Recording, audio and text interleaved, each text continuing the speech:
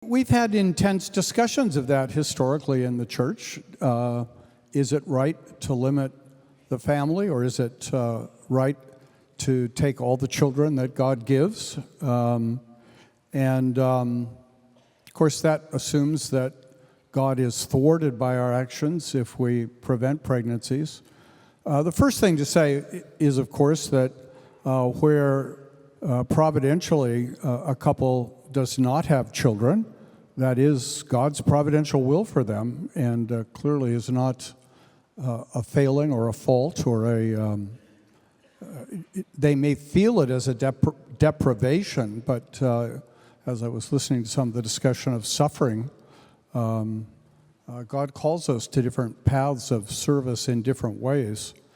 And I think we have to ask ourselves, why might we limit the size of our family? Is it for selfish reasons, or are there perhaps some legitimate health reasons or economic reasons? I think God called us to be responsible individuals, and therefore we have to look at our own distinct circumstances and callings and responsibilities.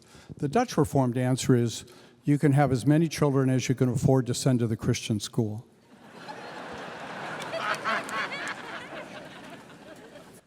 Let me chip in something here, Chris. I think it's easy in questions like this to become almost neurotic about them, when this is the kind of question that belongs to many questions in the Christian life, where God tells us to be responsible in applying the general principles of Scripture to the situations in which we find ourselves, which actually includes whether you married, if you're a man, whether you married this woman in the first place or whether you didn't. At least, Paul's kind of striking words about the virgin in 1 Corinthians. He does well if he marries her. He does well if he doesn't marry her. Whatever else it means that there is a responsible choice in whatever the peculiar circumstances may have been that lie behind that an individual has to make. And that applies all the way across the board and in so many dimensions of married life. Now, it would be sinful to rebel against one of the reasons why God has established marriage, which is the continuation of family life, the raising of a godly seed, to be stubbornly rebellious.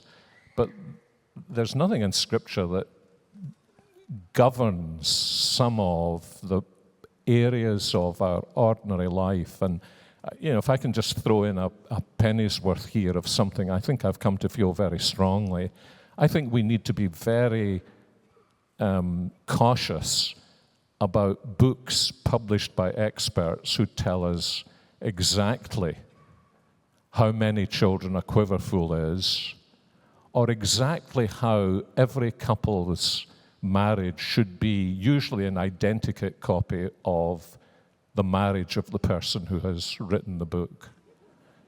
By and large, Scripture gives us these marvelous general principles and says, each couple is going to have to work these things out on their own, because they're basically two incompatible people who thought they knew each other, suddenly discovering they don't really know each other very well.